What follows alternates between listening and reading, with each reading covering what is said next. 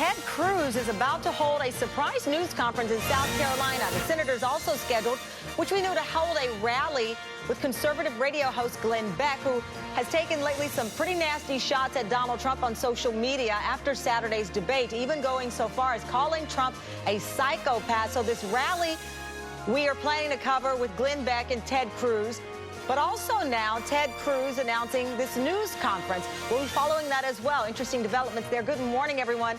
I'm Tamron Hall. Ted Cruz saying the 2016 election should be a, quote, referendum on the Supreme Court after the death of Justice Antonin Scalia. Trump has 3 events now planned in South Carolina today alone, and he is tweeting some new attacks directed at Senator Cruz and Jeb Bush this morning, saying neither are electable and that Hillary Clinton would destroy them both. Now, Trump is also continuing to target the former president, George W. Bush, on whether he kept America safe on 9/11, tweeting this morning the Iraq War and economic collapse are also fair game, as the former president campaigns for his brother for the first time later today.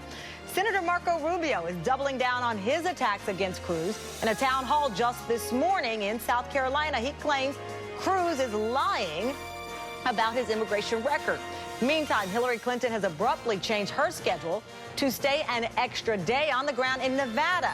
Now, there's no reliable polling data right now from that state, but indications are that Clinton is in a tight race, and she's spreading her family out through some key other states we're keeping an eye on. The former president, Bill Clinton, in Florida, to rally supporters at a grassroots event. Meantime, Bernie Sanders is in Michigan looking ahead to that state's primary March 8th. It's his first campaign appearance in Michigan.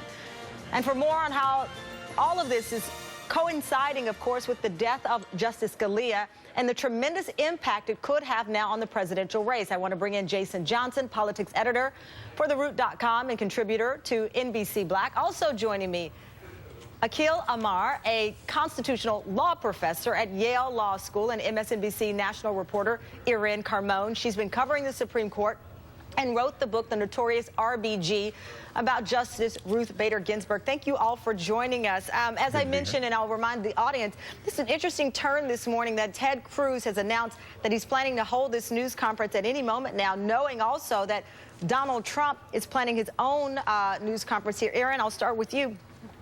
When Ted Cruz says that this is a referendum on the Supreme Court, you can imagine now he sees an opening to rally conservatives who may be on the fence about Donald Trump and saying, if Trump wins here, you cannot trust his pick. And this is what he's trying to imply. Well, no one is better positioned to make an issue out of the Supreme Court than Ted Cruz. He himself clerked on the Supreme Court. He argued many cases before the Supreme Court. He was a distinguished attorney as Solicitor General of Texas. He's someone who from the beginning has made this a campaign issue. Now, it's interesting. Traditionally, Republicans are the ones who really run against the Supreme Court. It goes all the way back to Brown versus Board of Education, Roe v. Wade. For decades, they've said you cannot trust Democrats to make the lifetime appointments on the Supreme Court. Only recently are we really seeing Democrats with Citizens United, but Ted Cruz knows as well as anyone else how much the balance of power on the court matters and could shape things for a generation. And Akhil, the big conversation over the weekend, certainly from the GOP, was that somehow President Obama should not, because it's an election year, present a nominee. Just this morning, Jeb Bush put on the spot again by Savannah Guthrie. Let me play what he said. You're an Article 2 guy. Article 2 of the Constitution makes clear the president nominates, the Senate advises and consents. It doesn't say except not in an election year.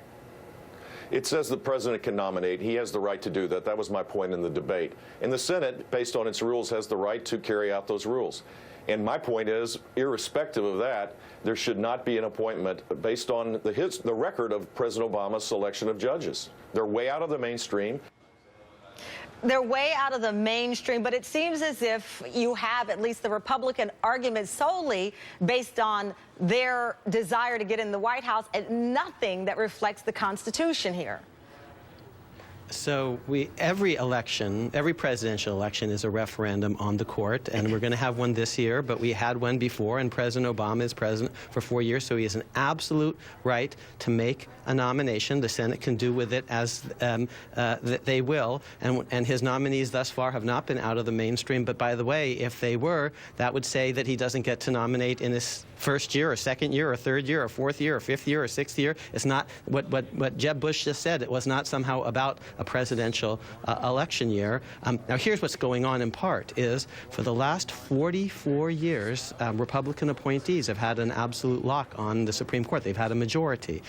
The House of Representatives has gone back and forth, and so has the Senate, and the presidency has traded hands from one party to the other. But since January of 1972, 44 years ago, Republicans have had a majority on the Supreme Court, and that it could change, and so you can see why this is really a seismic moment in American history. Absolutely, and for perspective, and you know this, and it's been repeated over and over, the Democrats controlled the Senate. They confirmed Ronald Reagan's nomination of Kennedy, 97-0 vote. That was February 1988, and the question that's been posed over and over, Jason, is by what definition was Reagan not a lame duck president when he made that nomination? We're looking at the matter of 11 months versus 10. Do the Republicans have any leg to stand on, set aside the Constitution, because they can't rely on that? The language there is very clear. But just as far as rhetorical, I guess, in an attempt to pull in some of their voters, do they have a leg to stand on here? Well, Tamara, no. I mean, you can fill in whatever excuse you want for the Republicans. He's a Democrat, he's black, he's a liberal. Whatever reason, they're basically saying we just don't want to do it because we don't want to do it. And it is an absolute abdication of their responsibility to advise and consent. And here's what's key here, Tamara, because I think we have to understand what's really at stake. Number one, the Senate has every right to say, we've got the numbers, we'll vote someone down. But Chuck Grassley on the Judiciary Committee has said, we won't even hold a vote. And that is entirely different than to simply say that your nominees don't have much of a chance. The other issue is this. The president could actually appoint someone during this week, during this full-time recess of both houses if he wanted to. And by just giving a nomination instead of putting an appointment, he's essentially punting the ball to whoever ends up being president in 2017. So this is a deeper issue than just who's picked. It's about who actually really wants to do their job in government. And to your point, Senator Elizabeth Warren put something up on Facebook. It's gone viral at this point. I want to read a little bit of it to you. It says, Senator McConnell is right that the American people should have a voice. In fact, they did when President Obama won the 2012 election by 5 million votes. Senate Republicans took an oath, just like Senate Democrats did, abandoning the duties they swore to uphold would threaten both the Constitution and our democracy itself. It would also prove that all the Republican talk about loving the Constitution is just that empty talk. Akhil, I'll get you to talk about how unprecedented this would be if the Senate decides to stand where Mitch McConnell has drawn this line. Well, it's not unprecedented to have this kind of hardball. It's another kind of shutdown and brinksmanship. But let's go back to the last time it really worked and worked well. A Republican president, Ronald Reagan, the same man who put Nino Scalia on the court, worked with a Democrat Senate, Democrat-controlled Senate. Joe Biden was then in the Senate, and got us a really wonderful nominee who's been on the court and been a voice really of sobriety and moderation, Justice Anthony Kennedy.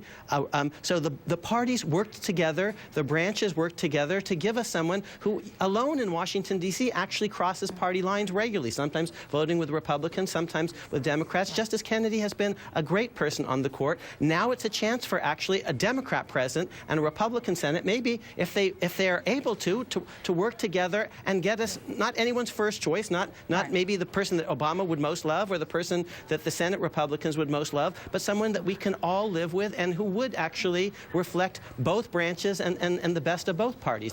There's still that possibility. Aaron, let me bring you in because you have the possibility, as mentioned by Akhil, of this compromise nominee, which would go on to be a justice, but you also have an opportunity for the president to really put the Republicans on the hot seat. Let's say he nominates an African-American woman, which you pointed out has never been the case. No one's even been considered. Or if he brings in someone who is another immigrant or of Hispanic descent, not because of their race, not because of the position it puts Republicans in, because, of course, the court should be more diverse and reflect the society that it is looking at laws for, but it also puts the Senate in a very interesting position in this election year. From a political perspective, the open question is whether people will feel mobilized because of a nominee being blocked. We already know conservatives tend to be mobilized around voting in the Supreme Court. Well, Democrats say we need a Democratic Senate if we want President Obama's pick to be confirmed. As you point out, no black woman has ever been nominated to the position of the Supreme Court. No person of Asian descent, only one person of Latino descent, only 3 people of color have served on the Supreme Court since the beginning of our country. And look at the court's docket: affirmative action, abortion, contraception, one person, one vote, public sector unions. These are all issues that profoundly affect the entire country, including people who don't see themselves on the Supreme Court. And one of the names that's come up, and I know you've been talking about it, Mariano Florentino Cuellar. Why would he make an interesting choice for the president here? Well, there are many really interesting choices, notably many of them coming from California. And at this point, it's definitely still a parlor game. But he's somebody who is unquestionably brilliant, a long record of public service, serves on the California Supreme Court, is a naturalized U.S. citizen. Naturalized U.S. citizen of Mexican descent. Justice Sotomayor, also Latina, but of Puerto Rican descent. If President Obama wanted to make a political point, really mobilize Latino voters, he would have an opportunity with a very qualified candidate. And just quickly, Akil, so that people understand here what happens with these cases that have been heard, and we're waiting for decisions from the Supreme Court here. This all then goes back to the court, the lower court that made its move. And it's an interesting split on some of those cases, from, as Aaron mentioned, affirmative action to also some of the abortion laws sweeping different parts of this country.